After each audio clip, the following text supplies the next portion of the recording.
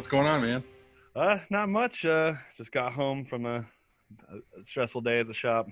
Stressful day at the shop. Anything out of the ordinary, or just normal shitty Um, print stuff? yeah, it's just the dealing with garment dye right now. And I do a lot of water-based printing, so that's kind of a headache. That garment dye doesn't work well with discharge. It's been a headache, but it was probably my biggest, or it's, I mean, most high-profile clients I've had. It's Swamp Wizards. Yeah. So it's like Tall Boy and Sketchy Oh Tank yeah. and all those dudes. It's like, all right, well, I want to do a good job. You do So whatever you can do, I guess. Yeah. yeah. Is it a cool print at least? Oh yeah. I mean, all the designs are rad. Like, the dude that so far we've done a burrito breath. We did Honky Kongers, and a few other ones. And then Dresden, who's one of the main ones. Sketchy and some of the other. Not all the people sent in design this round, but it was Yeah. like a pre-sale. Then, oh yeah, they did a pre-sale, which then the pre-sale ended. The Shaka didn't have stock, so it was just a nightmare for a whole month of waiting for them to, oh yeah, just in 2 weeks it should be here. 2 weeks it should be here. It's like, all right, well, it's been 2 months now where it's like that. Dude, that's the worst. I just did a podcast with Norman Roscoe the other day, and we were talking about how many printers are in Texas. And now I'm talking to another printer in Texas. Yeah, so Mindzai is located in Austin, southeast Austin. So you're like right in town, or is it kind of like on the outskirts of? It's a little bit on the outskirts, but I mean, still within, I mean, maybe 5 minutes from downtown, but Yeah. just like on the, because Austin's not that really big of a city. It's kind of like a small town, but you can get everywhere. Like I have a friend who lives on, I live on the southeast side. Someone lives on the northwest side. With the highway, I can get there in 20 minutes. Yeah. So it's not like everything's kind of close to each other, but I would say 5-10 minutes away from downtown Austin. Yeah, I really want to visit Austin. I've heard good things about it. I mean, it's very like arts district kind of feel, I'm guessing. Yeah, it's very artsy. It's very, I mean, the whole keep it weird thing is definitely exists, but it's not as. Sometimes it's a little more kitschy than people kind of assume. So there's a lot of art shows and there's a lot of events and stuff like that, but Right. it can be hit or miss in certain scenes. Do you guys print for a lot of those different events that come through town, or? Yeah, so we do a lot of local, but honestly, most of our work is out of state for Yep. tattooers. Like our brand's gone to all the tattoo conventions over the past decade, and so we've reached so many different more people through that. Like it's like marketing in Yeah. person in different states every single month. So you kind of get to show what like, and then we have an apparel line, so people check out what we printed. Oh, I love that. Can y'all print me some stuff? Yes, we would love to help out. We would love to do that. That's how I make my living. So how does that work? I guess do you guys send out a crew to all the different tattoo conventions? Yeah, so there's the apparel line, like the team that works for the apparel. There's like we have specific people that work for the apparel line, and they go out to all the conventions. So that way, because I can't leave on a Thursday Right. or take a Thursday, Friday, Monday off to travel, unfortunately, as much as I would love to. Yeah. Well, that's a pretty cool model. So that's definitely a niche I've like dabbled in a little bit, but I feel like it's a difficult one too, because you're dealing with like tons of different artists that have tons of different styles, and a lot of them aren't t-shirt style designs either. Nope. So how do you deal with that? Like, Um, well, so it all kind of depends. Luckily, I mean, I've spent a lot of time in the tattoo community, so like I know a lot of these people. I know the shirts that they have. I mean, I'm a big shirt fanatic to begin with, so like depending on what art they send in, whether it be that full color simulated process or yeah. that single color, hey, I want this skull on a black shirt. And it's like, well, you want the negative space? Do you want me to add a stroke to it? Do you want to do the inverse? So it's kind Yeah. of like my style is like I've always been more about like the art form of all this versus just the business side of it. So it's like Right. for me, it's that whole connection with the artists. And so I like to talk with them, figure out what their style is. If they're a little bit more, a lot more fine details, I try to make sure that we achieve that. If they're big and bold, trying to use, depending on what they're looking for and what their art is, it kind of adjust accordingly. Right. So like I said, I use a lot of discharge, which 90% of what we do is a single color print on a black shirt. That's what everyone wants. That's what I Yeah. like printing. So Yeah. So you're just kind of like going back and forth with them and getting it to where it needs to be instead of just taking whatever they have and being like, I guess we'll see if this works. Yeah, exactly. And so a lot of times what I do too is in my experience using vector art has always been produce the best prints. They're more Right. crisp and perfect. So I actually one thing that I do is I actually offer free vector with all orders. It's less as of a free service and more so me just covering my own end. Right. It definitely helps you out. Yeah, so I get that crisp graphic, but then again, I get something like, like a bat dog design or something that has a lot of that fine detail. Well, doing image traces and stuff like that, and vector is not going to work out. So I use the Photoshop, so I'll keep that grittiness. Right. Like I did some tote bags, which was like a kind of like the acetate paper, the stencil they use, not acetate, but like the stencil paper they use. Yeah. Yeah. Yeah. It was really sketchy, and I was like, well, I could vector this, but I think it'd be best just to pull Like that half grit out. toning it out. Yeah. Or no, I just straight up deleted the background and I kept all that grit and all like Oh, like the pen marks where it like didn't fill in all the way. So right. some of them were broken up, but it really looked like that feel of the the stencil before you get it tattooed. Like some were thicker, some were thinner, some were solid, some were kind of half away.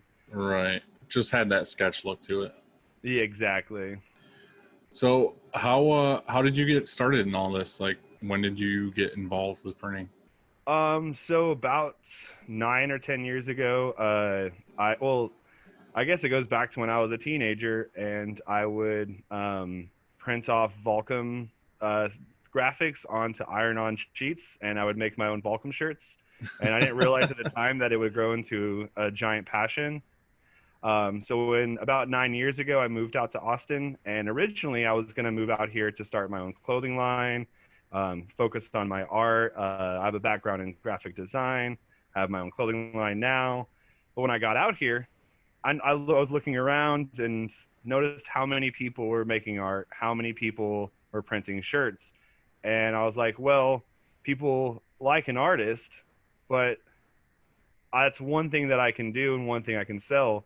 But if all these people are making stuff and I print their stuff, well, now I've introduced myself into all these different facets of the city. So, like your smoke shops, like I print their shirts. So now I can go in there and talk to them. The bars, I print their shirts. And now I get to go in and get free drinks and stuff like that. So it's like, You well, I learned can the print my barter own. system. Exactly. And it's like, instead of printing my own stuff and hustling really hard, when I first moved out here, I was like, well, maybe I should learn how to screen print and print for everybody else. And so I originally was working at a sign shop called Build a Sign. It's like one of the nation's biggest print shops for like corrugated plastic signs and stuff. So that's where I learned how to Is use it an like a automatic press. chain?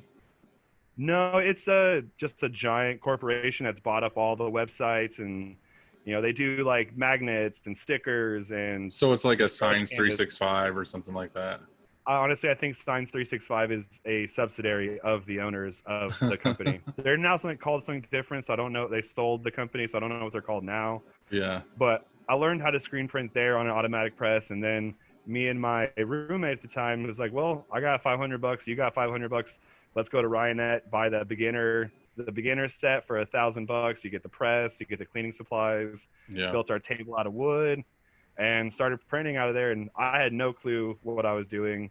The first order I did was a 2-color print on 100 shirts, and I didn't do an underbase. At one point, we didn't have a belt dryer, so we're using a flash dryer for everything, which wasn't turned on for the first 20 shirts when I first started. Didn't let it So warm up. no, yeah, it just wasn't plugged in, and I thought it was, and so I ruined a bunch of shirts, but learned a lot on the way. And then about 6 years ago, I started working at Mindzai, and they were a manual shop doing about 5K in sales, nothing too crazy. And then I just kind of focused on and built it up to eventually having 3 people working there. Eventually got an automatic press, and then another automatic press because we needed a bigger one. So it's always been for me the drive has always been because I like t-shirts, but Right. I like working with people and I like to be that guy. I like to get to work with tattooers, bars, and artists and Yeah. musicians and get to be the cool guy to them because they need merch. Well, I can make it for them. Yeah. No, it's definitely super fun. But it's funny like how easy it is to enter into this industry. You know what I mean? Like you said, like you just bought you in the body had $500. Yeah. And it's like, what other industry can you just be like, it's $500? Like, you know what I mean? Like, let's figure this shit out. And it's just, I mean, it's good and bad. Like, it's definitely good because you get like all these people that grow it, but then there's a lot of those people that stay there. You know what I mean? They buy like the shitty press, the shitty inks, do it in their garage, and they're just constantly just doing it on weekends and undercutting everybody. And Yeah. it's like, it's good and bad, but it's just funny that that's how people can get into it. Yeah. Yeah. You were saying on the phone that you kind of are thinking about doing your own thing now. Yeah, so I've been with the company for a while now, and just personal life stuff. I just at this point, with all the way the world has been working for the past 6 months, just kind of had a chance to refresh and look at what I wanted in life. Yeah. And ultimately, I'm a pretty simple man. And I just want to have. I'm not trying to be rich. I just like to do good work. So I just don't want to work 40 hours anymore. Doing Yeah. a job, and it just kind of got at the shop I'm working at. I've been working 50 hours for the past 3 years building it up. Well, COVID just destroyed it, and it's just like I don't have that in me again to put that much effort, work that long for something that's not just mine. Right. And so like what I'm branching off is I'm not necessarily being a custom print shop. Like I'll be printing my friend shirts, this, that, and the other, but I'm actually going to be focused more on my own clothing line and my arts. Eventually it could turn into something bigger because I have the people, but ultimately I'm not trying to step on any toes because I'm leaving a shop that I've been at for 6 years, and I'm trying to just kind of simplify my life and deal with 3 customers a week instead of 20. So, Yeah. It's definitely not a terrible thing at all. yeah, Um, it definitely feel like if you have the base to at least make the money to live and you're cool with that, then yeah, fuck it, why not? You know what I mean? exactly. Yeah, Less and if headache. in 5 years from now, if it keeps growing and growing and it just happens, I mean, I'm not gonna turn the work away, but I'm more just looking to simplify my life and still enjoy the craft that I've kind of worked towards, but not make it so strenuous on myself. Like I like Yeah. the shop atmosphere and I've done it, but I also now want to see what it's like to just be by myself and no hours, just maybe work at 4 o'clock in the morning if I want to. Yeah. Did you at Mindzai, do you like do all the hands-on like printing, or are you running the auto, or what are you doing? So I've I'm that printer that does everything. So for the last 6 years, I've been handling all of the admin. So I talk to the clients, I get their artwork in, discuss issues with colors, sizing, send them mock-ups. Kind of built the company from scratch as well. So I'm also the one that's created print sheets. Where do we put the prints?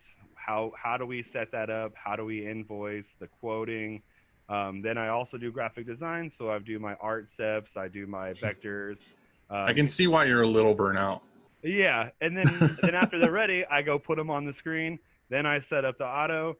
I had worked so hard to eventually get to where I was 6 months ago, and then COVID hit, and I lost a printer, my lead printer, and I had some issues with assistant printers. But before that, I had worked up. Finally, I had someone on the press and someone assisting them, so I didn't have to do so much physical work. Yeah, so you had a system in place before all this happened. Yeah, and then whenever it hit, I had to jump back on press, and doing the emails and printing can get very stressful. So just Yeah. it kind of, like you said, I just got burnt out on How doing it did all. how did COVID affect you guys specifically? Did you have to basically lay everybody off, or were you closed, or how did that work?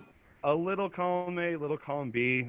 So we're in Austin, and the COVID hit right at South by Southwest, Yeah. which you might be familiar with. It is Yeah. a citywide party essentially. Well, personally, I lost a couple thousand on live events that I was going to go do, or um, just different events that we had. The business itself came to a standstill.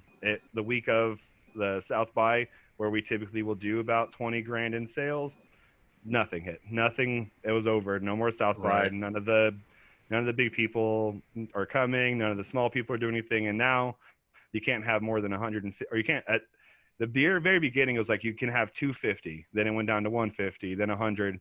Then down to 10 people. And by the time it went down to 10 people, all of my events were like, yeah, we obviously can't do this. So I had to step back. And So we shut down for the month of April. There wasn't any orders coming in. It was still all fresh, and everyone's dealing with it. I was still kind of checking my email, and I'd print for like the special people that would hit me up, but we didn't really see a whole lot during that month. And then so everyone, the whole company shut down for the month of April. Luckily, we ended up getting the PPE or PPP loan. I can't remember which one. Yeah, the payroll protection one. Yep, that one. So we were able to bring back the employees. We got everything paid up, and then but then it just got slow. So I mean, we were on record to have a banner year this like both January and February. We had done significantly more than the year before. I had actually broke my own personal record in the screen print department, and I had my biggest January was my biggest month of production to date. Like I'd gotten more out during the month of January, because I do my reports based off of the actual month versus cash and accrual. I created my own like monthly report thing.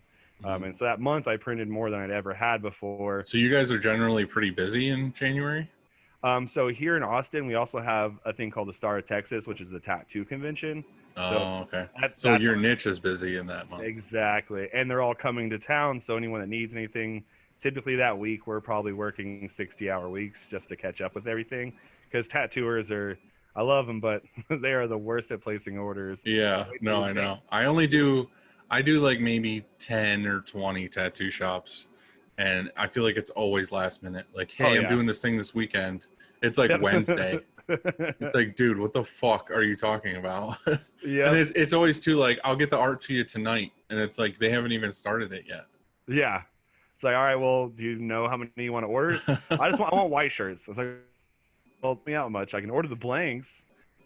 Yeah, it's funny because there's a shop here in town called Rock of Ages, kind of one of the more popular shops. They got some of the bigger name tattooers. I've done some trades with them. Another reason why I love screen printing. Yeah, I did this whole thing on trade. Oh, nice! I did. Yeah. I got my whole torso done by Tony Hundal from trade.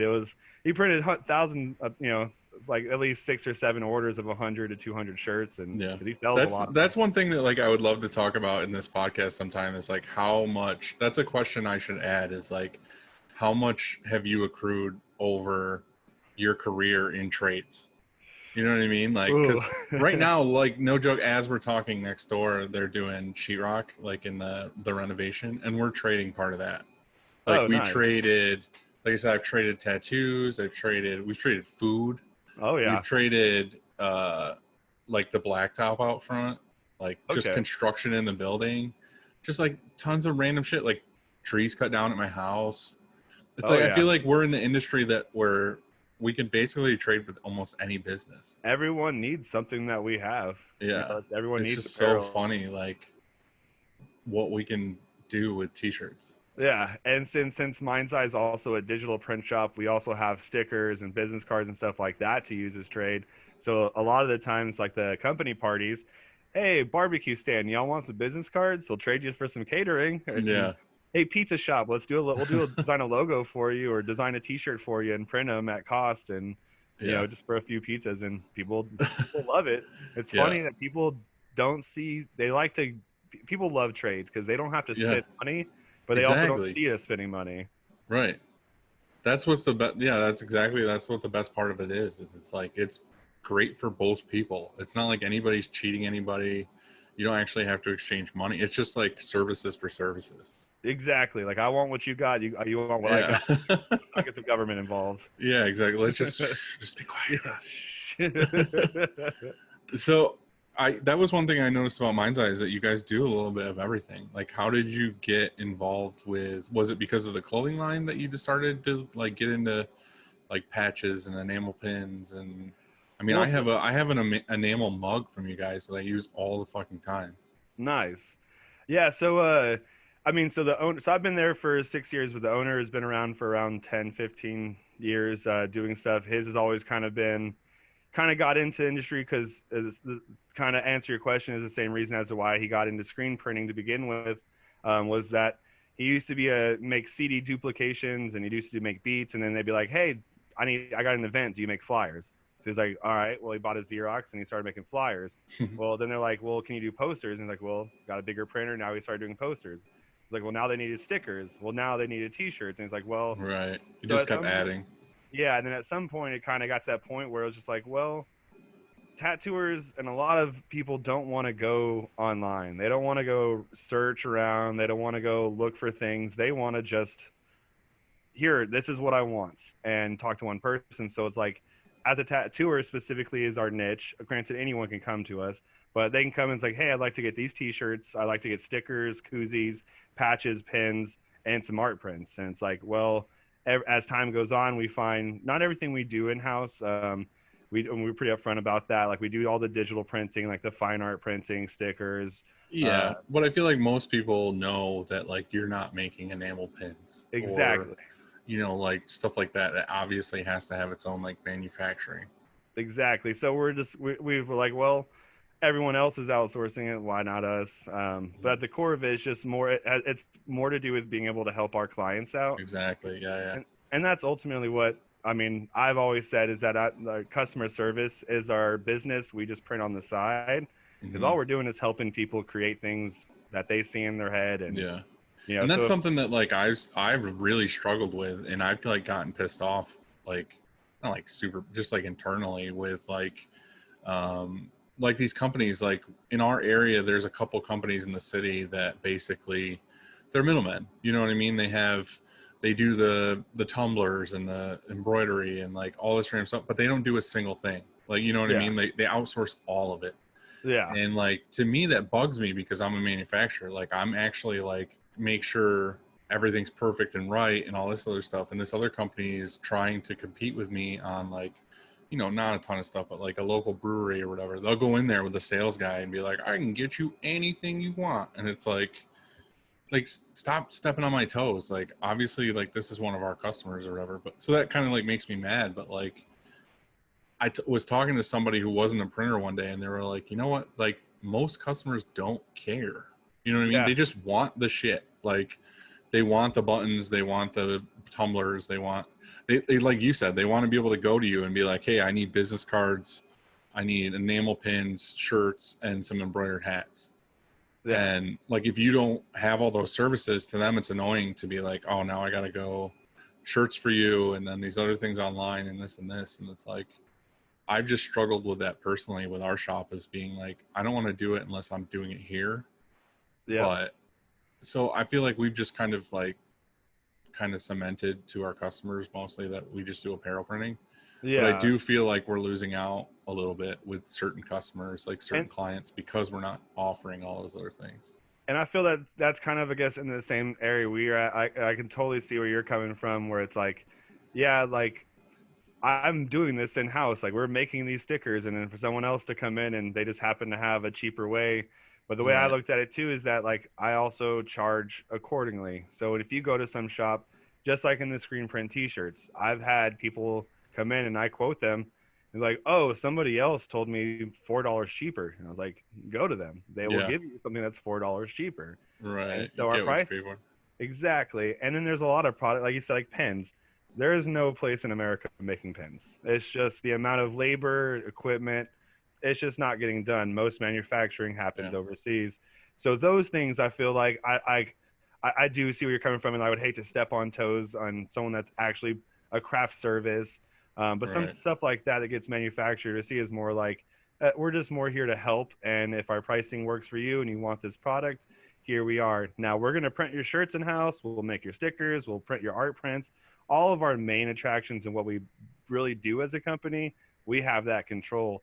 But all those little things, it's like, well, you want to get pins made. Well, if we said no, then we're turning away potentially 50 grand a Yeah. year, Yeah. and it becomes its own department over time. And so we add that at customer service where we go over all the metals with you, go over your colors, and kind of help, because at the end of the day, our job is customer service. The most important role in the print shop is the person talking to the client, getting the order, making sure Yeah. everything's specific. The printers know what they're doing. They do it every day, but the admins, that front area, that customer service, is kind of where you get your people and you keep your people, because the same side, the other side of that coin is that while we may be a little bit more expensive, I also ask, what size print are you looking for? Do you have a brand preference? Do you have an ink preference? And I've had clients or people come in, ask for a quote, we give them a quote, they're like, yo, this is more expensive. And like this happened, I actually was training someone one time, and it's literally happened where they came in, we gave them a quote, they left, an hour later came back and was like, none of the other print shops asked me how big I wanted it.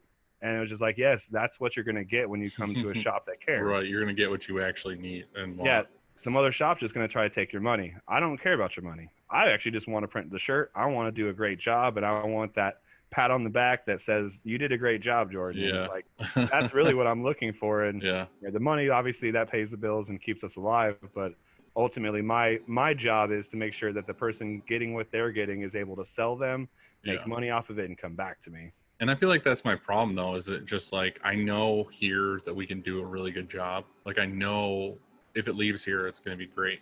Yeah. I don't trust, like, we have spent years and years building our clients, like, to these clients that we really love, we would hate to lose. So that's my thing, is if I start being like, yeah, we offer, you know, like sign up to get like mugs and all this other stuff. And like, I would hate to order something like that for a client and then have it come back and be like terrible quality or really shitty. And it's got my name on it now. Like, oh, yep. You know what I mean? Like, I don't want to be like, hey, I know we've worked together for years. And they're like, what is this garbage you just gave me? And I have no control over that. I have no, like, yeah, we didn't do that. And then they don't care if you did it or not. They got it from you. They paid you. Exactly. So that's why I'm like, I struggle with it. And so many shops are like, yeah, but you're losing out on this. You're losing out on this. And I'm just like, yeah, I don't really care, honestly. Like, like you said, like, I want to just be known for being a really good printer. I don't want to be known for like the guy you can go to for everything. It's like, I just want to be like, this guy prints his ass off. Exactly. And that's kind of where we try to find that fine line of like where we do like we do work our asses off and we do have all that dialed in. Like we just had someone come in and color profile all of our printers, all of our computers. We upgraded our computers to make sure our colors match to the printer, to the screen, all that stuff. But and like, so at the end of the day, no one knows us as the mug company, or no one knows us as, you know, those random products, but they do know us. The screen printing is where they know us, because none of my t-shirt clients need mugs, and those clients aren't necessarily, oddly enough, or luckily enough, our shop gets to work with a lot of cool artists and a lot of cool things. So it's like we don't deal with a lot of those, like, you know, none of my clients need mugs, so to speak. None of them necessarily need this, that, and the other. And now the pins are something that, you know, we stand behind those. They come out quality. They come out good. Well, I feel like that's a big part of it, though, and that's probably, like, honestly what just, like, I guess scares me, is that I'm just not knowledgeable enough on those products. You know what I mean? I could say all day long, like, yeah, I'm a printer and I just care about printing and all this other stuff. But the truth of it is that I'm just not, like, I don't know everything there is to know about enamel pins, or everything there is to know about mugs. Like, this mug's going to print this way, or this, you know, you need this kind of base and whatever on a mug. Like, I don't know that.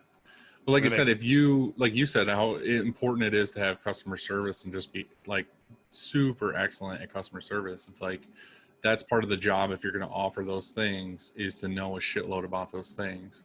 So that's kind of what I've been trying to do, is I've been trying to educate myself on items like that, to where I do feel comfortable. And there are a couple things, like if somebody comes to us for patches, it's like I feel really comfortable now knowing that if I'm going to send out for a patch, it's going to come back like it should.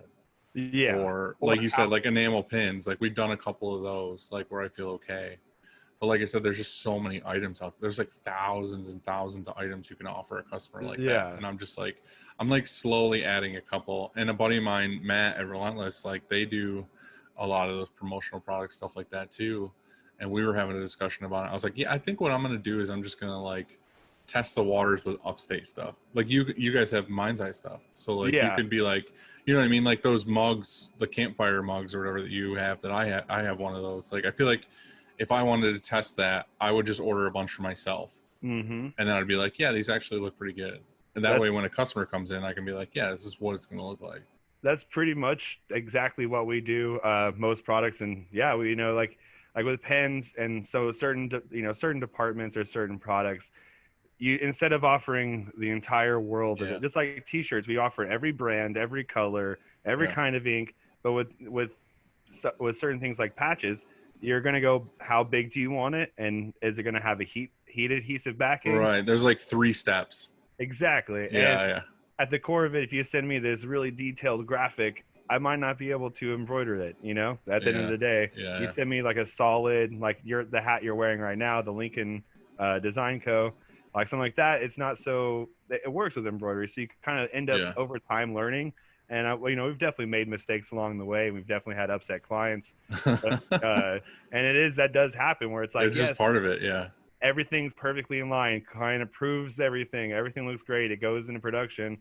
But then again, you've probably had this before where I'll send a mock-up to somebody, they approve it, they get the shirts. It's only happened once, luckily, and they're like, "Hey, you printed these wrong." And I was like, "What do you mean?" And because they got like a tie-dye shirt where it was like the window where it's in the stomach is where the center of it was, and they expected the print to go there, but it just had like their name, so it went across the chest like I would any other name. Yeah. And Yeah. I was like, "Hey, you know, I sent you a mock-up and you approved it." And he literally was like, "Yeah, I didn't realize that it was going to be an exact representation of what I was getting." Like, what the fuck were you expecting? Yeah, I was like, That's what a mock-up is. yep. So it happens, and you know, especially when you don't have control over it, things happen, or someone Yeah. imagines it's going to be this way, and it comes out this way. Just like when printing a purple, they see like a bright purple, they see it on the computer screen, that looks cool, like that's the color I want. You go to make it, and it's just like, well, the colors are matched, the hue is correct, but what you're seeing on this side versus what you're seeing in your hand, You're seeing an illuminated screen versus like a t-shirt. Yeah, yeah. I know what you mean. So it does have its ups and downs, and Yeah. you know, like it was a slow roll. You know, as we did more, we learned more. We spent a lot of time talking with our distributors on what the metal is, why that metal is that way. So like, let's say you came into the Mindzai to get pins. Like we actually have a board that has all the different metals on it for you to check out and see like the difference between nickel and polished nickel, or metal and black metal. So you can kind of physically in person black see. metal. My favorite type of pin. Yeah. And then we have a wall of all the pins we've done, so you can either like, oh, I like how this one's smooth, or I like how this one is deep. I think that's what I got for this one. I don't know if you can see it, but I think it's black metal. Yeah. All the back is black too. Like everything's Yeah. black, and then the design is on the inside. Yeah, and so that would be, I think, soft. I do all the t-shirts. I think it was know what's- soft. I think it was soft Yeah. enamel. Yeah. That's when they make the die shape, and they And fill then just it up fill it with stuff. color. Yeah. Yeah. Yeah. And so you No, could've this done was that like design- this was like the first time we ordered any, and I think they came out super awesome. So I was like super stoked. And they sent me too, like before they made these, they sent me like, oh, here's just like the metal, like the raw metal, and I was like, man, it kind of looks like shit. And then you know what I mean? Like it wasn't polished, it wasn't anything. Yeah. It was like literally out of a Solid mold metal. or whatever. And then I was like, oh, I hope these come out good. And then we got them, and I was like, dang, like it's crazy to think like how detailed these are, and then like, you know, how they're made, and then you get them, and you're like, shit, dude, those are nice. Yeah, especially because, you know, like being printers, we're hands-on. We do it all. We make the screens, Right. line them up, and it's like when you see that, it's like, I don't know. Yeah, I have no What it idea looks why it like. goes into this, like at all. It's like magic right now. Like, Exactly. Yeah. but that's what I'm saying. That's what's terrifying to me, to like have a customer I've had for years and then just be like, hey, like, let's try this out. Like they don't know you're trying it out, or you don't know shit about it. You're just taking their money and ordering it. Yeah. And it's like, that's scary to me. And I do agree with that, because, you know, one thing like we don't do is dye sub or anything like that. But right now we live in a world where masks have become a very prevalent thing. Do you guys do any?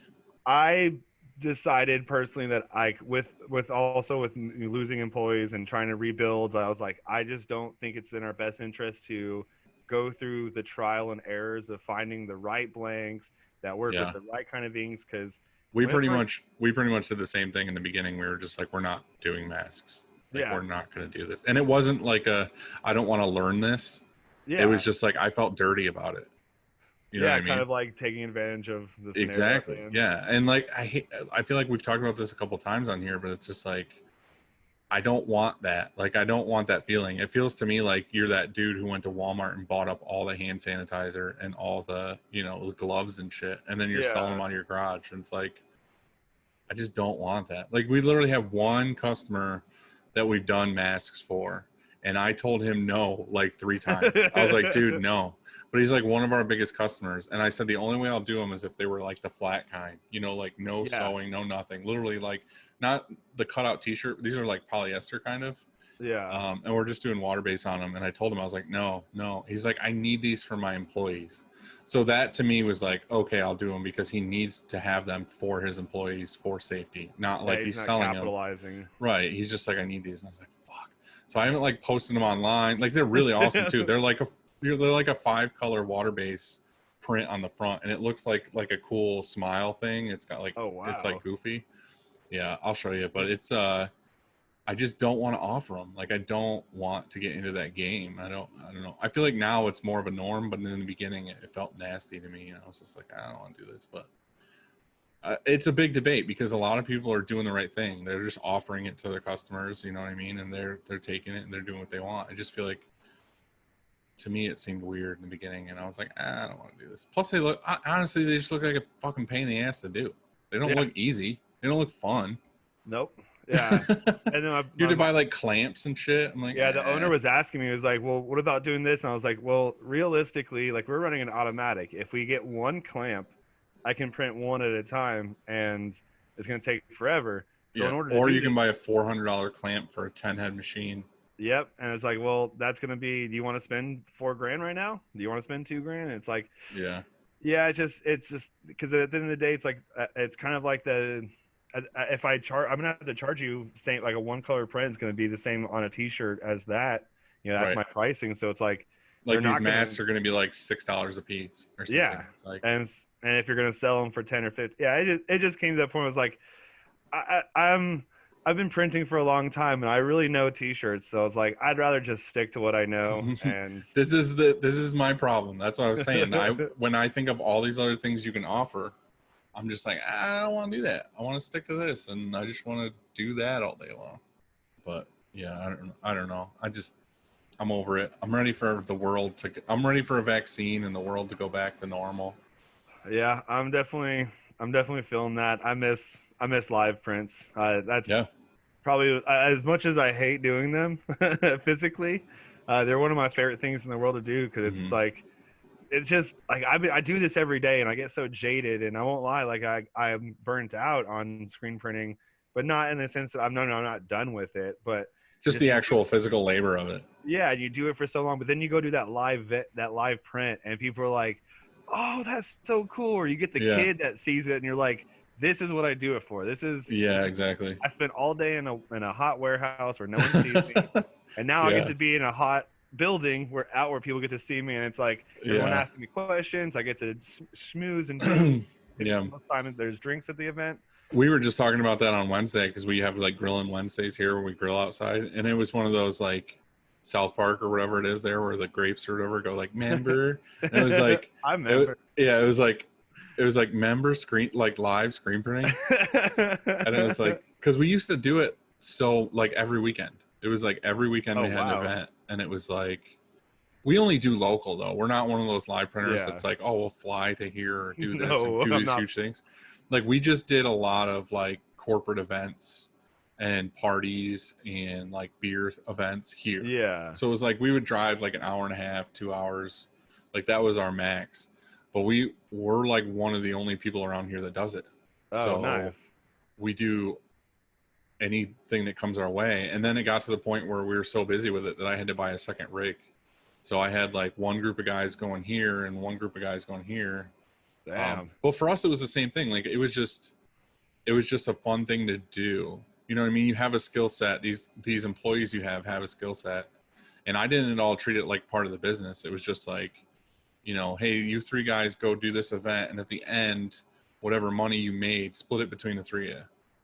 Like I don't need any of it. Just like obviously take out the cost of the blank. Like take out $3 out of a $20 shirt. Whatever cost that the company like has to pay for. Give that company their cut. Take out $3 for me for the blank, and then you guys keep the rest. Like split it.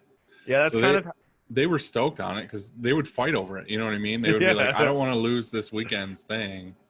Yeah. But yeah, like you said, it's fun. Yeah, like you go to an event, like you go to a big party, and like everybody around you is like your age. They're drinking, they're having a good time, they're dancing. Like people are coming in the booth and like fucking playing around and stuff. It's like I it's did fun. I screen printed in college. Or I used to do this. I did this once. Yeah, Day. yeah. And it's like, oh, like, oh, then could I do it myself? And it's like, Yeah. no, I don't want you messing up my screen because I know. The funny thing is I'm not printing them. I'm usually the one at the table, like talking to people. Yeah. And Brian's printing behind me, and he doesn't really love like talking to strangers that much. And it's always funny because like some girl or something will come up to me and be like, "Oh, hey, this looks fun. Like I want to try it." And I'm like, "Hell yeah, get back here!" And Brian's like, "I want to fucking kill you."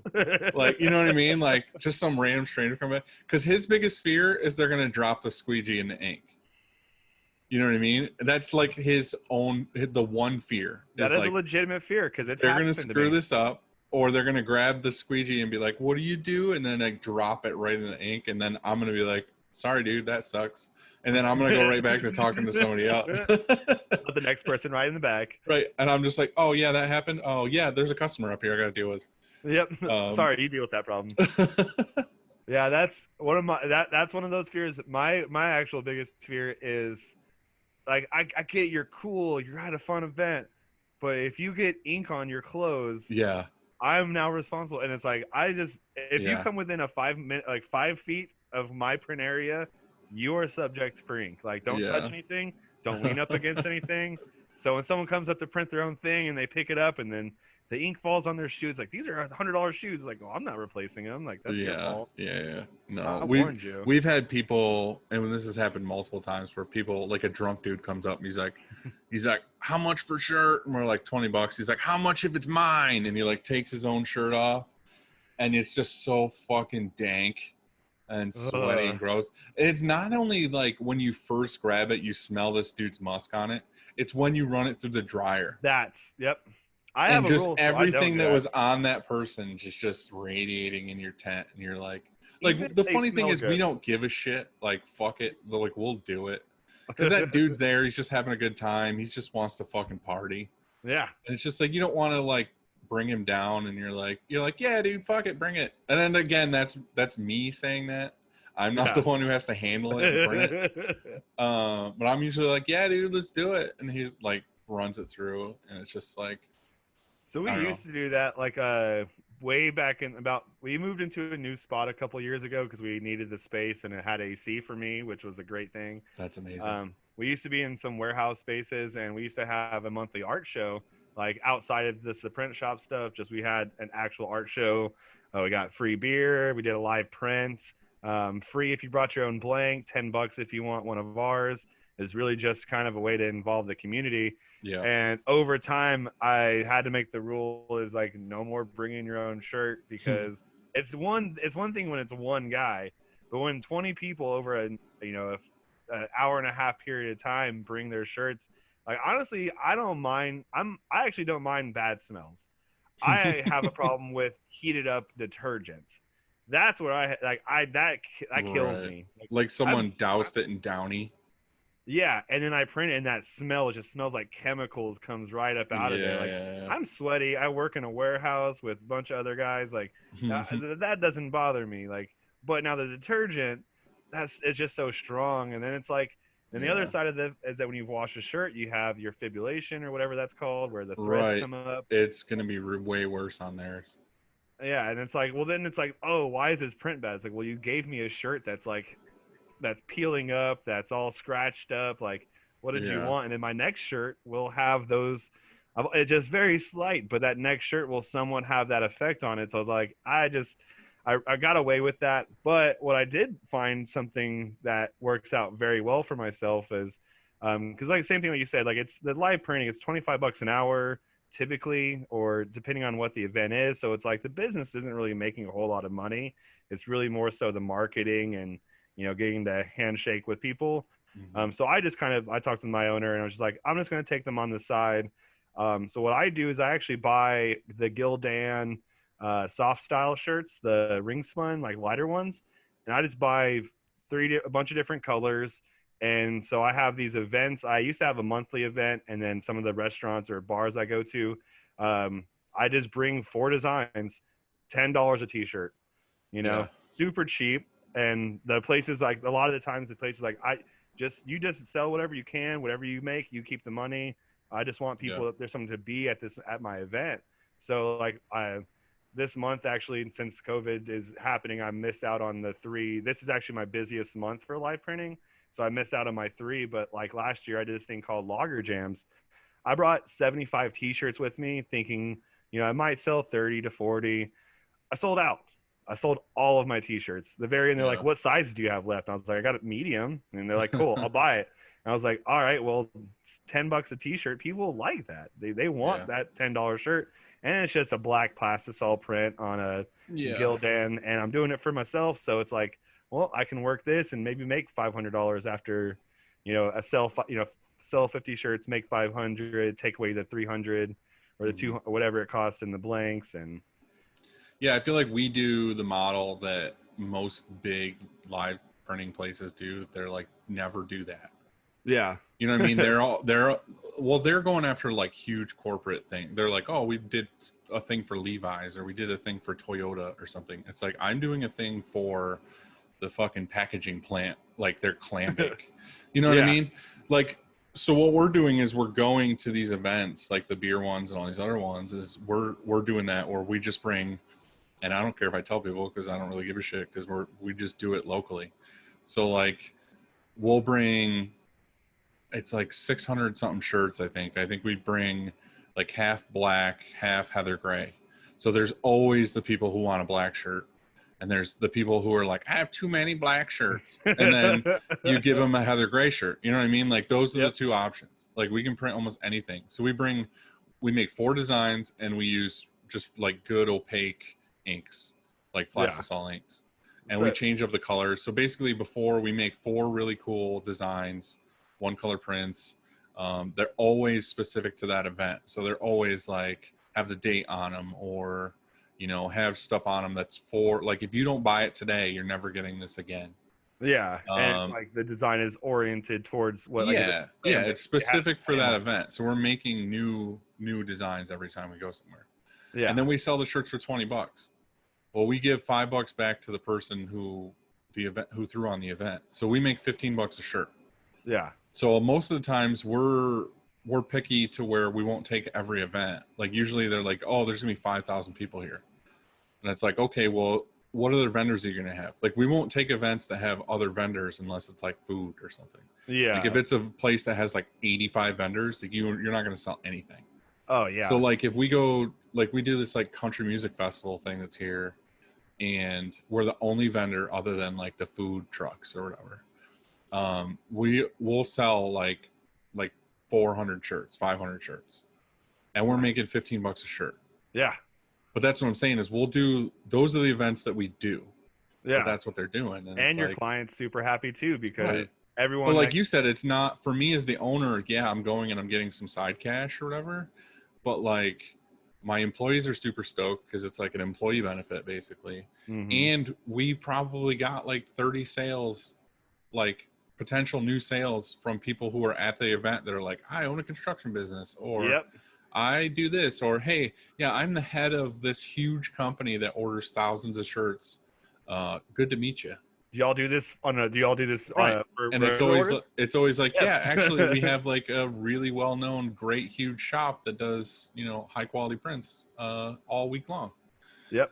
You know what I mean? So it's like, it's kind of a no-brainer to do these things. And like I said, you don't have to take every event. You don't do like the festivals where there's, like I said, a ton of vendors. Like, you're not going to sell shit. Yeah. Like, try to do, and for us, our favorite was, I don't know if you know what these are or not, but there's salt potatoes in our, like, New York. It's like a thing. It's like a potato that's like, covered in, like, it has salt on it, and then you cook it with butter and stuff. Me and Andy was talking about it because he's like, that sounds horrible for you. It is horrible for you, but it's like a New York staple. It's like, it's called a salt potato. It's like a thing. So it's just a potato with salt? Yeah, it's a potato with, like, I don't know how they did it. Or is it no, it's like it's like, they're like the smaller, I don't know what they are, like are they like russet potatoes or something? They have like the light brown skin on them. Yeah, so they're like the babyish ones. They're like a silver dollar size or whatever. And then they put like a liquid salt on them to where when it dries, they're just like salty. You know what I mean? They're like, you can see a little bit of salt on them. So you boil them and then like till they're like fully cooked, but they're still like a full potato. And then you just take like a fork and stick it in it, and then you like dip it in melted butter and then eat it. Yeah, that sounds great. Yeah, Sign exactly. me up. Like they're definitely not fucking good for you, but they're delicious. It's like a Yeah. New York thing. Like it's like what you Interesting. like upstate New York. It's like I said, we have Speedies too, which is like a big thing up here. It's basically like a chicken kebab. So it's just marinated chicken. Well, anyway, Okay. that went really off topic. But anyway, there's a place in Syracuse where these things were invented. Like these are the people who invented the salt potato. Like Hinner Waddles was the name of the place, and we did like 4 corporate events there a year, and it was always our favorite event because corporate events are always just like a corporate retreat or whatever for a company, and they're like, we have 700 employees, every employee gets a shirt. Yeah. And we're like, okay, well, we're charging you, whatever, like $12 a shirt or something. Yeah. And they're like, okay, cool, so we'll pre-print like 500 shirts here before we even leave. Yeah. And we'll manually print like 200 shirts at the event. So we're getting paid like a ton of money to go to that event, but we're also getting like free food all day at the clam bake, and there's a live band right in front of us. So yeah, it's just dumb not to do those events. I feel like we looked forward to those so much. Yeah, I mean, that's how I won't lie. Sometimes I don't look forward to the working on a Saturday in the sun. Yeah. But like we did this one, it was at like a biker event, and I was like, oh, cool. This sounds like fun. Sounds like we could probably do pretty well. We sold 1 shirt. Yeah. 1, and I was super bummed, and I like kind of took it personally. Within the last 30 minutes, someone came to our table and was like, oh, y'all printing shirts? And we're like, yeah. And she's like, oh, could I get like my own graphic printed? And I was like, I mean, not right here, but here's my business card. She's like, okay, cool. She reached out the next day and ordered 500 one color front, 1 color backs. And I was like, Yeah. All right, well, that paid for itself. Yeah.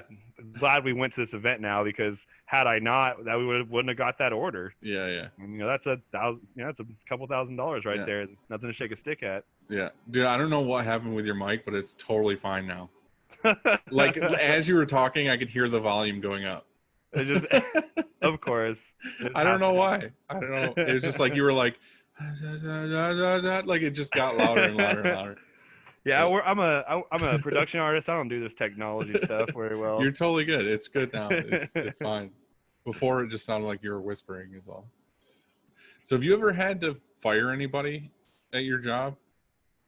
Yeah. Tell me about that. Tell me about your firing experiences. Well, so I also kind of I played many hats at Mindzai, so I was a CEO at some point. And the owner went out to he's like, we're still working on becoming a tattooer. So he actually went and started his apprenticeship out in California. So I was like, yeah, let me take over. And so in my career, I've had to fire 2 people from the digital side, and I've had to fire 1 person from the screen print shop, and then just kind of fizzled out another employee. The first one was the hardest thing I've ever had to do. He's a great kid, nice guy, did okay work, but just could not show up on time. And it's just like, I gave him 5 last chances. And the last time he no show, no call. 1 o'clock rolls around. It's like, well, now I have to go do his job because I have to get the work done. And he eventually came in, and I was just like, we had to sit down. It was like it was actually on a Friday. So I like pulled him inside and was just like, I have to let you go. And, he broke down. I want this job. And it's just like, yeah, I don't know how to do this. I don't think to prepare you for that moment when someone's like this. I have their life in my hands, and it's like, well, I mean, it's not my fault, but I have to do this. So it was definitely hard for me to do. The second one was a little bit easier because the person was very problematic. I had hired her to become the admin to take over for me, so I could be more on the press. It was just very combative. And then I realized that they were clocking out 30 minutes after they were done working consecutively for a full week. And the last day, time card. Yeah, and then the last day I noticed that it was an hour. Like they were supposed to be done at 3. They stayed at the shop. We have cameras, so I went and looked at it, and sure enough, they were just hanging around. Phone was in their hand most of the time, and I was like, all right, well, 30 minutes here and there, an hour, but you're literally in the building on the clock, and I was just like, I can't have this. Like that to me is time theft, and Yeah. there's no telling how many hours or how much that had happened already. So I was like, I can't. At the end of the day, I can't. If I can't trust you, then It's way easier to fire somebody when they're a dick. yeah. You know what I mean? Like I if wouldn't say they're they were a dick. Like they were a good person. It was just more so I'm not saying that person personality. specifically. I'm just Yeah. saying like if there's somebody in your shop that's just like straight up like, and I've never, well, I have had that, but it was, you know, it's just easier to fire them because you're just like, it's blatant that they're doing something like terrible Get out of that here. they shouldn't be doing. It's just Yeah. like, all right, you don't belong here. But like you said, when it's just like a kid, you know, needs the job or needs the money or like, you know, is better suited for this job than like another, you know, he's not going to find something that works well for him or whatever. It's just hard to be like, dude, like the reason why I'm letting you go is because you can't get here on time. And like, you need to do this. Like you said, you can, you know, tell them time over and over again, but if they keep doing it, it's like, you have to just let them go. And it's like, that's the worst feeling. It's so hard. It's like, and then it was just, oh, his cell phone didn't go off, or he couldn't hear the alarm. And it's like, It's always an I excuse. can feel for you. Like if I was you, I would feel just as bad. But I'm running a business here, and like this isn't a friendship. Like I'm running a business. When you don't show up on time, I lose money, and I have to do your job. And it's like I need someone in here that can do this job. And it's funny enough is we let him go, and we got a new person in, and that was actually the worst employee the entire company's ever seen. I don't want to talk too badly about people. I'm a very nice guy, but it was just they didn't get along with anyone in the shop. Nothing against people who are vegan, but they were one of the vegans where it's like, you're not allowed to eat meat in the same vicinity as me because I am this. Like we had an employee who's from Louisiana, and her mom was like, I'm going to make some gumbo for the whole shop. You know, this is Louisiana Cajun gumbo. Well, the employee was just like, well, tell your mom that she needs to make it vegan because it wouldn't be fair for all of us if we can't all and try it out. And I was like, you just, no, first off, no, you're wrong. If you're vegan and you can't eat something, I'm sorry, but you just don't get to eat it. I understand. We have vegans, and when we make or we get meals for the group, I always include them, involve them, make sure to get some vegan options, vegetarian options. But to tell another employee that her mom can't make her recipe for something that she's made her whole life because have a dietary restriction, like, I'm sorry, but that's just, to me, is rude. Like it's just like pushing your values on somebody. Yeah, like I'm lactose intolerant, but if the shop was like, we're gonna get an ice cream party, I'd be like, no, I can't have ice cream, so y'all can't either. Like, you know, so it was just like it all kind of came to a head, and it was just like, hey, we're gonna have to let you go. And they're like, yeah, well, I actually found another job, so you're all right. And we're like, cool. Like, I think she kind of knew that it was ending, and then it was just she knew so much that she was prepared with another job. Yeah, I mean, it was very. I'm a very nice guy, and I do give too many chances, and I always want to give people. Yeah, I'm the same way. Yeah. And like it was just like every day it was just like, I'm the manager. We're gonna go with my way. Please do it my way. And every single day was just always this, always this, always this, and it was just like, I think she kind of saw it coming around the corner, and just I think she split, and we're like, okay, smooth break. So it wasn't, no animosity, and it's not, and it's more so just like, not everyone mends together. I guarantee there's tons of people out there that would not like me, will get tired of me, be annoyed by how much I talk. So it's just, you have to find with a shop like this, especially when it's like a shop with less than 8 people or less than 10 people. It's like a close-knit family, and you want everyone to like everyone. Right, exactly. That's what people don't understand. It's like when we put out a thing that we're hiring, we get so many people that are not like a good fit. Yeah. And it's hard to say that, you know what I mean? It's hard to be like, well, obviously you don't tell that person, like, you're just not going to fit here, but you can tell just by looking at, like, like a lot of times I'll post it on Facebook or whatever, and then I'll get all these Facebook profiles that coming at me with like, yeah, I want a job, and it's like, okay, you're like a 65-year-old like stay-at-home mom. Yeah. Like, we're playing Slayer most of the day. Yeah. Like, I don't feel like you're probably a great worker, amazing human being, but you are not gonna fit with the people in the shop Like, working. you're not And gonna like it. like like I'm not hiring you because we're not gonna like you. Like, we'll probably love you and Yeah. call you mom. You know what I mean? But Yeah. you're not gonna want to fucking hang out here all day. Like, you're Yeah. not gonna take it. And it's like my own mother. She retired and she's just looking for side cash or whatever. She's like, I could come fold shirts. And I'm like, Mom, I don't want you here. You're gonna hear some of the worst shit you've ever heard in your entire life. And I've heard horrible things out of my mother's mouth. But I'm like, Mom, they are gonna play one up you here. Yeah. Like, I don't want you here. Like, Yep. I don't want you to witness what I say. Like, Yeah. you'll be like, that's my son. Like, no, I don't want it. So it's just difficult. Like, it's hard. And I just had that, like, we're looking to hire some more people right now. And I just had that discussion with one of my employees because he was like, oh, my best friend, like, is looking for a job. Like, you know, I want him to have a job. And I'm like, dude, I told him, like, I gave him my word that I would, like, consider it.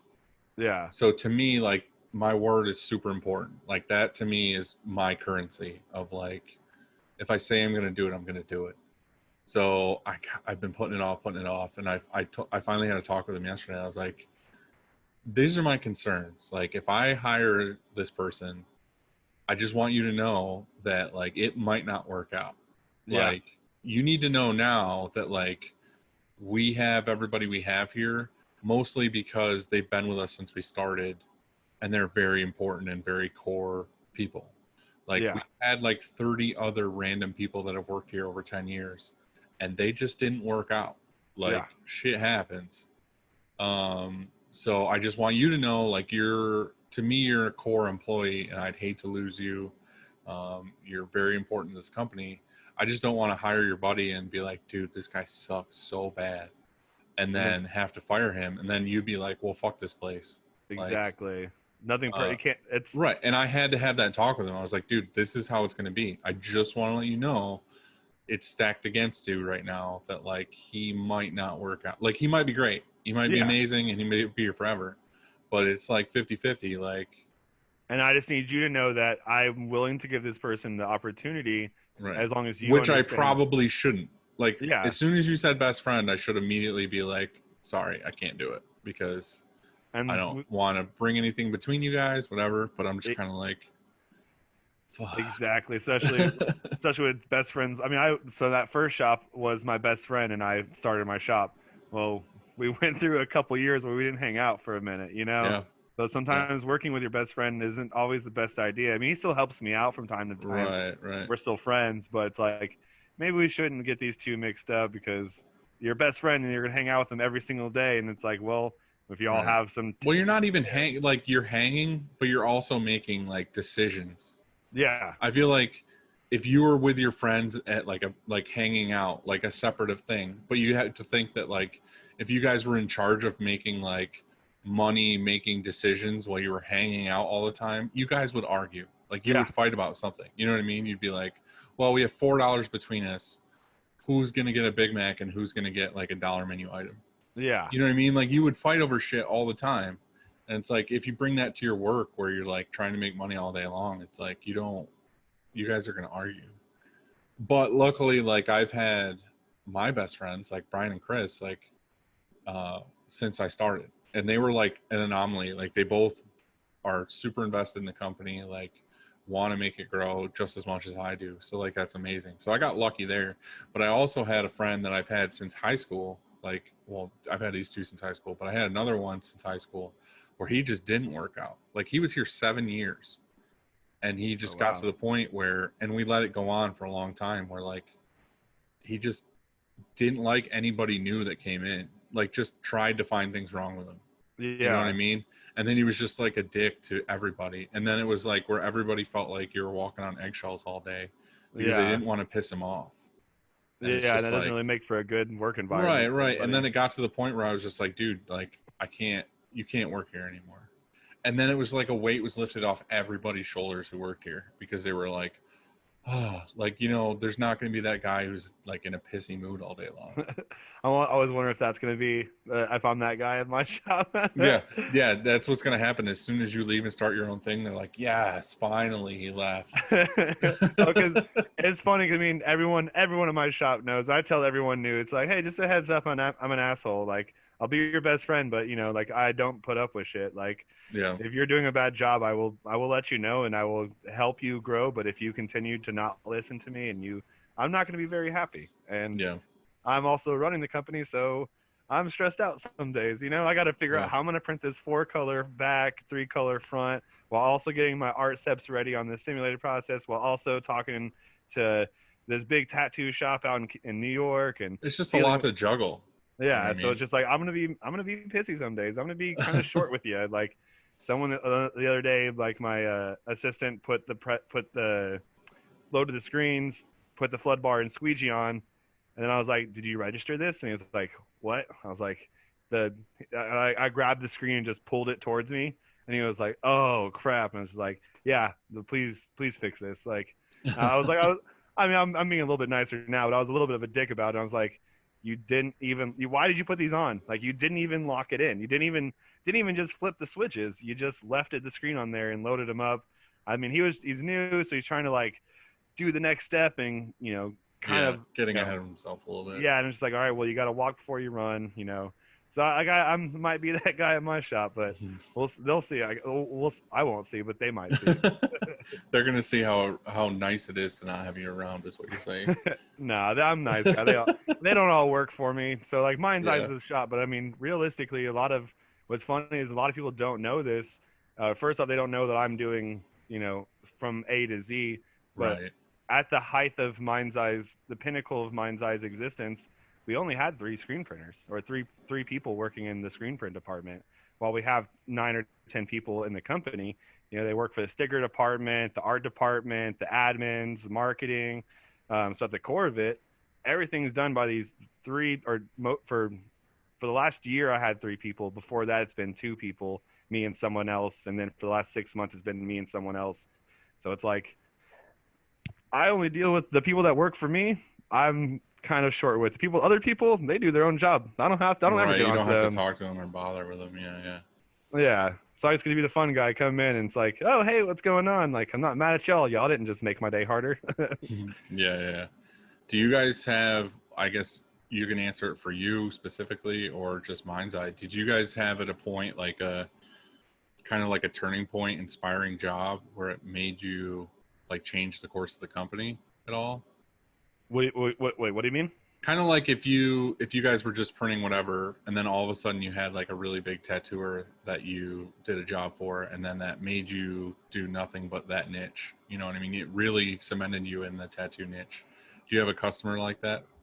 Um, I'm trying to think. Not anything that can specifically jumps to mind. Um, I mean, I guess water-based printing would fall in that category. A long time ago, a lot of tattooers were just like, I want that soft hand stuff. I don't want to feel the prints.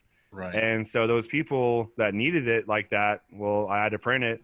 Won't lie, that was terrible at first. Like it takes a little bit to understand discharge in water-based printing, Hmm. but just over time now using different brands, trying different things out, going from a pigment base to a ready for use system, all those kind of things helped me grow. But like ultimately it was that one client that really wanted, I think it was Steve Byrne over at Rock of Ages, 2016 or 17. He came to me and was like, I want water based and I got this 2-color design. I'd like it to be water based. I was like, okay, what does that mean? It just forced you to learn it basically. Yeah, and I was manually printing at the time, so I had no clue what to do for water based at all. So I still just flashed it and then turned it around. Took me a day, one full day of production of not getting anywhere with it and it being like slightly off.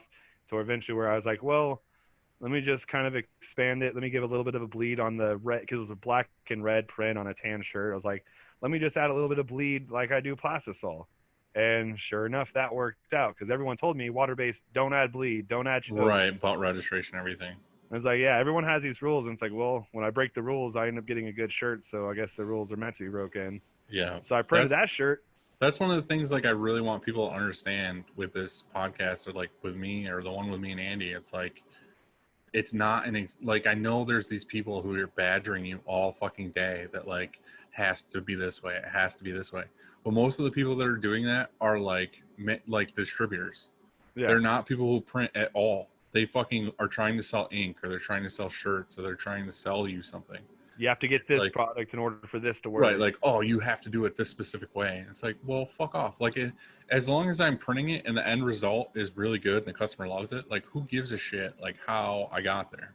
Yeah. Like, yeah, you're trying to make things more efficient for yourself, and obviously, like, a certain way is going to be more efficient than another. But as long as it works for you, then what's it matter? Like, there's people, like, this is an example for us, is like, all these years people are like, you have to use a RIP software. You have to use a RIP software for everything. And it's like, no, we don't. And we never did. And we still RIP don't. Software? Right. We don't. We just do the halftones manually. I get that, like, the people who are bitching are the people with a loop that are like, this dot is not as perfect as this dot. And it's like, dude, it's a fucking halftone dot that like is blending with all these other ones on a shirt. Like, who is looking at the next person's shirt right here? Yeah. Like, yeah, we've done things to make things better, like with the CTS and like different meshes and all that stuff. We do everything as high quality as we can, and we're not trying to like fight that. But I'm just saying, like, you don't have to do all these specific things that everybody says you have to do. Yeah. Like, as long as the end product is great, then like just do what works for you. Don't do the wrong thing. Like, don't like, you know, do something horribly wrong. I'm not saying that. I'm just saying there's little things here and there that it's like, you might not necessarily be doing the wrong thing. Don't feel bad about it. Just like, as long as it's working. Like you said, like if you had to add a little bit of a trap onto that red, black's going to cap it off. You're not going to see red through black. Exactly. So like, if it works, fuck it, do it. Like, and at the end of the day, it's like, well, when I give the client the shirt, it was the end product, but it could have gone through 4 different like, all right, with trap, with no trap, with underbase, no underbase, double pass, single pass, Right. discharge underbase. And, you know, it's like, I might take me a few tries. Like I was saying earlier about that Shaka with the garment dyed. Well, I tried my discharge. I tried this. Well, I've now learning that I'm going to have to go this route now, and we're just going to have to go plastisol. I'm probably going to do a discharge underbase just to keep it soft hand. And just thin out my plastisol ink so that way it kind of resembles that soft hand. Because at the core of it, that's really what I'm going for. Is the right. soft They're just looking for the feel. They're not necessarily looking for you to give them a lesson on inks. Yeah, or this is why you're supposed to do that. And like one specific thing that I found, that like little secret to all screen printers out there, you know, Matsui and all those companies tell you discharge, it has a shelf life of 8 hours. I'm going to tell you right now, that's a lie. A discharge ink can last up to 3 months inside of a refrigerator. So once you're done making your ink, put in now your high pigment like white and yellows, those can dry up much quicker. But I have a purple in my fridge right now at the shop that I've been using since February. As long as that ink will, depending on if you get the right, I use Matsui, their Alpha series. You're talking about the discharge with activator in it? Yep. So like I made a red ink for a client, and it's my standard red that I use. Added discharge, printed the order, cleaned it all off. I do clean off the edge and all that kind of stuff so it doesn't dry up. Put it straight into my fridge. 2 months later, pull it back out, stir it up a little bit, get it back to room temperature. Are you adding more activator in it? It kind of depends. It really, because sometimes it may thicken up a little bit. So I'll add. Matsui has a 3-in-1. Quick additive is what they call it. Basically, it's like process clear for their ready to use, and it thins it down. I add 4% discharge to whatever I added, but sometimes like I had that purple ink I was talking about. Like I just pulled it out, stirred it up, put it on press, started printing. Now, of course, there will get a point in time, and my trial and error is how I've got, now I can figure it out. Some inks I'll put in, 3 days later, I'll pull it out. Something happened, coagulated. Yeah. So it doesn't always happen. So I don't assume going into it, but I was like, well, I have this order and I messed up 5 shirts and I have to wait for the blanks to come in, or I Right. printed some. A lot of printers will just throw the ink away. Yeah, so I was like, well, shit, if I put it in the fridge and keep it cool, and I even talked to Matsu, and they're like, no, it won't work, it won't work, and I was like, no, what I'm telling you all is that it did work, and so sometimes you kind of have to just don't listen to everybody, and you Try kind of have shit to like, yourself. if the shirt looks good, the client likes it, and the consumer wants to wear it, I don't think there's a wrong way to print a shirt. If people don't mind, some people hate plastisol because it's that thick print, or it's heavy. But it's like, well, I'm sure y'all know y'all have plenty of ways to make that print smooth, Hmm. super soft. That's It'll an still be argument that okay. I have with a lot of people. Is it's just there's a lot of people that are like, I only do water based because it's the best, it's superior, and it's like, I don't know. Like, we do both because like it Mm-hmm. depends on the design. Like, there's a million ways you can print plastisol. Like, to me, plastisol is more versatile. Like, as soon as you start talking to people about water based, they're like, oh well, it only works on these kind of shirts, it only works with this kind, like you saying, like the shirt has certain pigments in it, or whatever. I feel like there's way more limitations with water based, but you do get a lot of really good benefits with water based too if you're using it correctly. So that's why it's like we try to do as much of both as possible, because it just depends on what shirt they're using and what the design looks like. Like you said, like, we're trying to do the best of both worlds, where if we get a customer that's trying to do like a 10 color print or whatever, we'll do a discharge underbase and then we'll do soft hand plastisol on top. So you're still getting the benefits of a softer underbase where it's not like a shield of white, but the soft hand plastisol feels really soft anyway, because it's like putting soft hand plastisol on a white shirt. Exactly. You know what I mean? Like, and then you get the opacity. You get, you can have more traps and all this other stuff because the ink's not as thin. And then it also kind of depends on the artwork too, because Right. I'm training someone right now, and he's like, well, how do I pick? And I was like, well, the way I look at it is that the more ink you're going to put on a shirt, the more you want to consider water based. Like we do like one color printing, is what we do all day. Well, for black shirts, you want a purple print. And instead of doing an underbase and an overlay and charging you for two screens, I charge you an extra 15 cents as for that one screen. So you saved on cost. You get a quality shirt that still has the color you're looking for. Right. So really, like I said in the very beginning, like my business is customer service. Like we just print Right. on the side. Could care if you want me to use a water based. I had a client literally ask, like the Supreme style shirts where the little box right here on the chest. Well, he wanted his logo done like that, but he wanted the white to be discharged and he wanted the red to be plastisol because he wanted the red to pop, but he wanted the white to look like the T-shirt. So I was like, all right, well, never done that before, but let's try this out. I mean, it's like, well, it works just the same as an underbase and an overlay, just the white area. I didn't put a white highlight. So it's like, I don't really care. The customer wants it this way, customer gets it that way. That's what I'm here for. It's like, I can go Right. on all day. This is how I would print that shirt, but the client wants it this way because I have customers who like they don't care for water base. They don't like it. They like the look of plastisol. Typically, a lot of the tattooers and more biker Yeah. industry, they don't want that soft shit. That's what I was going to say, is that the biker industry, and we do a lot of that stuff, they feel cheapened out if it's not thick as fuck. Yep.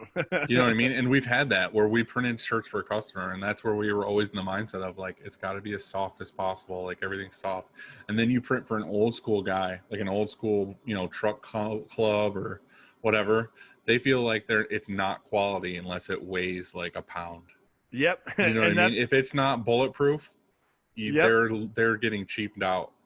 Yeah, it's funny because the guy who did Tony Hundal who did my full chest, like I'm always like, oh, like you got Bill of Canvas and Next Level. It's like, well, They're like, nope, you want. Gildan and 10 layers of white.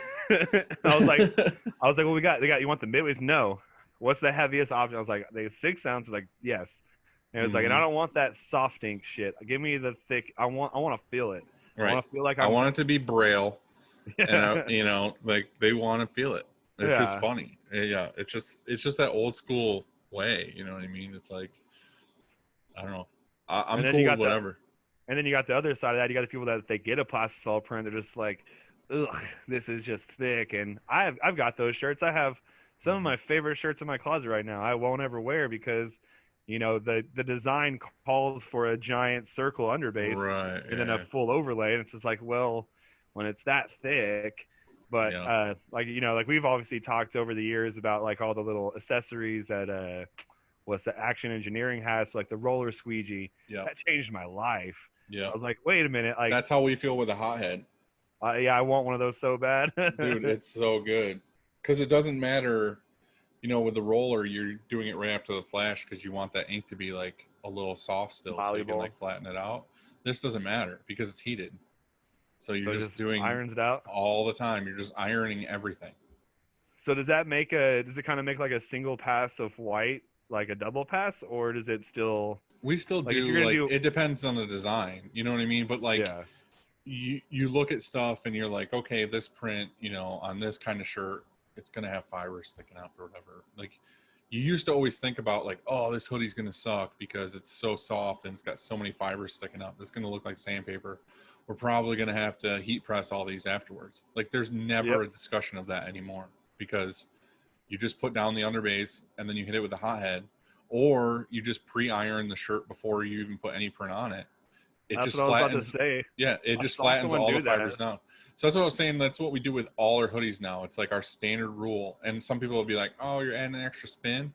It's like it's not about the spins. It's about the end fucking product. Stop bitching at me about how I'm fucking printing shirts. Yeah. Like the first spin, no matter what, with a hoodie now, we put the hoodie on the pallet.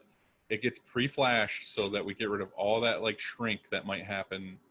You know, say you have to flash it 3 times or twice Yeah. with all these different inks. Sometimes you would end up with white poking out somewhere because the hoodie shrank a little bit under the flash. So we pre-shrink so it goes, Ah. it hits the flash, slightly pre-shrinks the hoodie a little bit, and then right after the flash we do the hothead, and then we let it come all the way back around, and then we do the white underbase, and then it gets flashed, and then we hothead that white, and then it gets the colors on it. The print is always fucking super smooth, no matter what hoodie it is. It's amazing. The print looks amazing, no matter what. Yeah. So And that's it's why I like, started using the roller squeegee on everything, even if it yeah, was just a one the color roller print. squeegee is great. Like it works good. It's just sometimes you have it to where it doesn't work perfectly because it got cooled down enough, or you know, Yeah. it's just one of those things. Like it definitely works and it's great, but it's like the not having to think about it with the iron. Plus, like with the roller, it's like I said, you can pre-iron things. Like it doesn't Yeah. have to be right after the flash. It can be, you know. That's what I really like about that, because it was funny I used to mention that, because I actually saw, I think it might be squeegee prints out in California, Yeah, but they had blonde. posted, yeah, they had posted something with them ironing the sweaters, and I was like, oh my Dude, god, it like I said, it you can works do great that. for tees, but it's a no-brainer used every single time we do anything fleece. Anything Yeah, that's going to makes the have most sense. fibrillation issues, like even a shitty Gildan or whatever that has a lot of Yeah, fibers sticking up, always hot-headed. yeah, Like, and you have no issues with fiber. There's no more sandpaper prints. Like that's not a thing. Like yeah. Got that everything's smooth. smooth, soft hands. Right. Yeah, and it's funny. You also brought up the whole like, we've talked about this during this like, the wrong way or right way. Like I came from manually printing. I used to work on a 6-color 4-station. I print my first color, turn, print the next one, turn, turn. Then I go to my next color. So every single time, every color is getting flashed. I can add traps to everything. There's never wet on wet. I'll be honest, I don't love wet on wet unless I'm doing giant runs. Like I had 900 shirts with a 5-color back. I'm gonna have to do wet on wet. I can't do 4 turns on that thing. But I did 50 shirts the other day. It was a 4-color print. It was like a sun graphic where it was yellow, then gold, orange, red. So it was like these rings. And I was like, well, I don't like doing wet on wet when they touch each other, so I don't want to do. So I was like, I'm just gonna go around 4 times, and I have this person that I'm training right now, and they're like, why are you doing this like this? Like, well, in my opinion, I'd rather spend 30 more minutes printing these 50 T-shirts, knowing that there's no wet on wet, that all of my layers are coming down. It's like, yeah, I could save myself some time, but why? Like, I want the Right. quality to be there. So Wet ironing on wet on wet is just one of those things. Like there is a lot more science to it. Like you could do it with certain designs. It depends on pickup and blah blah blah. But a lot of it is due to like screen tension. Yeah. Like if you have like really, really good screen tension, you can wet on wet a ton of stuff just because the screen pops up so nicely, you know, or Gotcha. it's not like just stick into the other ink and then it kind of like bubbles up and then you get all those like little bit of like ink sticking up, or you get that like smudged out ink. So a lot of Yeah. it is like screen tension. So like if you can really dial in screen tension, you can do more wet on wet easily. But like I said, Interesting. I never thought about that. it's all different. Like it's all based on the design. Like there's no, that's why I said like it's hard to take a textbook answer to anything because every design is so different and it's so like it's all testing and trial and error. That's like what this whole thing is about, is like experience of knowing like that one's probably going to need this, or this one's going to need this order or the flashing order or whatever. It's just like that's just what you learn with this, and that's kind of the whole thing. Yeah, and that's kind of what I told the new guy. I was like, "Hey, once I'm gone, you can do whatever you want, but I've made every mistake there is, so I'll tell you what I do to avoid that mistake. If you want Yeah. to do it your way, do it your way. But if you want to avoid this mistake, then I already made it for you. Like I've already tried that out. Like, like this tri-blends do not discharge. Well, a cotton poly might. Well, this one does, but this brand won't. The next level CVC won't discharge, but the Bella Canvas CVC will. So it's Yeah. like you just got to learn, and I can't. It's just, yeah, it's just So many trial and error and clients, experience. yeah, I've had to tell clients all the time, hey, unfortunately, this didn't work. We're gonna have to go this route. And if you have a good relationship with them and you have good customer service, they're gonna understand because I'm trying to give them the best quality. I'm Yeah. not trying to get it out the door. I want them to be happy with what they get. Yeah. So what's a good place for people to check you out? I know Mindzai, but like, what are your own personal things, or what are you going to be moving into? Stuff like that. Well, so like I wouldn't even really say I'm opening a print shop right now. It's definitely something that's gonna like my life isn't so certain right now. I just have a lot of people that want smaller orders, or friends that you know you just people that I've met along the way. So I'll be doing stuff for them, but I'll be focusing a lot more on my own stuff. Yeah. So a couple things to pay attention to is my clothing line Bad Trip, BADTRIP MFG on Instagram. We're revamping it and resetting it up and starting some new designs, all hand done and here in Austin, Texas. Because I'll be going from automatic to manual press, so I'm gonna definitely get as much love, Handcrafted, hand pulled.